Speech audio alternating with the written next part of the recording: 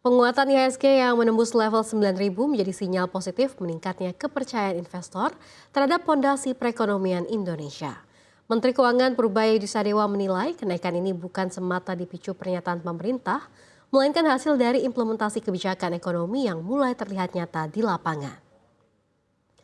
Menurut Purbaya, investor pasar modal bersifat forward-looking. Keputusan mereka masuk ke bursa didasarkan pada keyakinan terhadap prospek ekonomi ke depan. Purbaya menambahkan dalam 3 bulan terakhir, arus dana ke pasar modal Indonesia terus mencatatkan tren positif.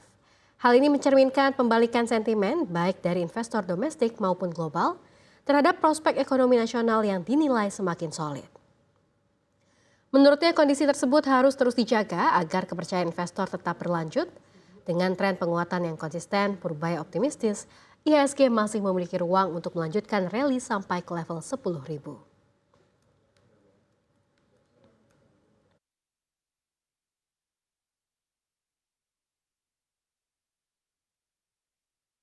Itu nunjukin bahwa investor sudah semakin percaya kepada fondasi perekonomian kita ke depan. Dia kan investor pasar modal kan forward oriented. Kalau mereka nggak percaya ke langkah-langkah kita, walaupun saya ngomong sampai busa-busa, busa tetap aja jatuh, investor nggak akan masuk. Tapi ketika mereka lihat ada implementasi yang nyata, walaupun nggak sempurna ya, kelihatannya ke depan akan baik jadinya ekonominya, otomatis perusahaan-perusahaan yang listed di bursa juga untungnya makin gede, valuasi bursa juga akan naik. Itu makanya mereka nggak mau ketinggalan masuk ke pasar modal. Jadi kalau kita lihat kan 3 bulan terakhir udah positif terus kan flow-nya ke kita. Jadi ya itu menunjukkan bahwa ada perbalikan sentimen investor domestik maupun global terhadap perekonomian Indonesia. Yang ke depan kita harus jaga terus. Jadi kalau gitu mah tahun ini 10.000 nggak susah-susah amat.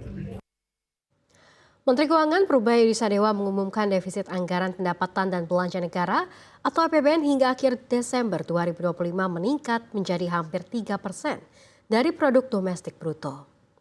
Dalam konferensi pers APBN kita, Purbaya menyebut defisit APBN per Desember 2025 mencapai 695 triliun rupiah atau 2,92% dari PDB. Angka ini lebih tinggi dibandingkan tahun sebelumnya yang berada di level 2,3%.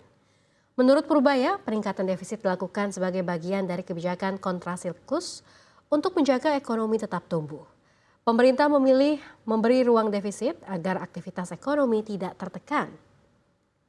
Purbaya optimistis pada 2026 defisit dapat ditekan seiring membaiknya fondasi dan momentum ekonomi. Dengan target pertumbuhan sekitar 5,4% atau lebih tinggi.